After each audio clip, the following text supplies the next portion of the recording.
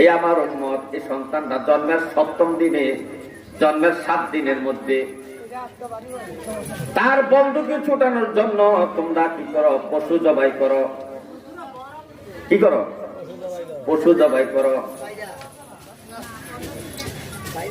পশু জবাই করো। তো কি পশু জবাই করব? নবীজি এবং সাহাবায়ে কেরাম আকিকা দেওয়ার জন্য তারা ছাগল জবাই করতেন। আনিল গোলামি শাতানি ওয়া আনিল জারিয়াতি শাতুন। নবীজি বলেন, ছেলের জন্য 2টা ছাগল, মেয়ের জন্য 1টা ছাগল। ছাগল দ্বারা আকিকা দেওয়ার সুন্নাত।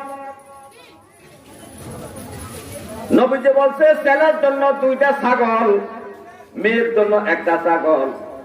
যারা তোমরা আকিকা দিবা, এই ছেলের জন্য 2টা ছাগল, মেয়ের জন্য 1টা ছাগল জবাই করে তোমরা আকিকার সাথে বন্ধুকে ছোটাইবা। সন্তানের বন্ধুকিটা তোমরা ছোটাইয়া নিবা। তাহলে এখানে 2 নম্বর হল সন্তানের আকিকা পালন করা 7 দিনের মাথায়। ওই উসাম্মা এবং 7 দিনের মাথায় ওই সন্তানের একটা সুন্দর ইসলামী নাম রাখবে। এটা সন্তানের হক। এটা কি? সন্তানের হক। ইসলামী নাম রাখতে হবে, মন গড়ার নাম রাখলে হবে না। কোরআনের আরবি শব্দই হলে হবে না। কোরআনে তো ফেরাউনের নামও আছে, হামানের নামও কোরআনে আছে। সুতরাং আরবি শব্দ হলেও হবে না, আরবি শব্দটার একটা ইসলামিক সুন্দর একটা অর্থ থাকতে হবে।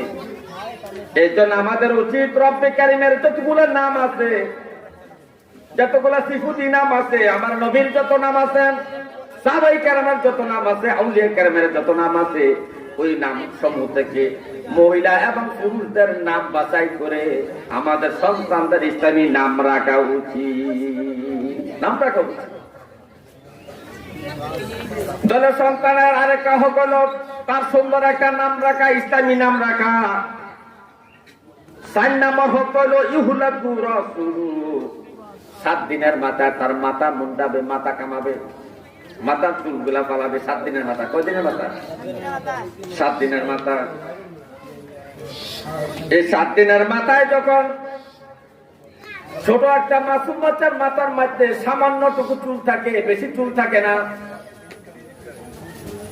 নবীজি আম্মা জান ফাতেমাকে বলতে, হে ফাতেমা, হাসানের মাথা কামাও। এই মাথার চুলগুলাকে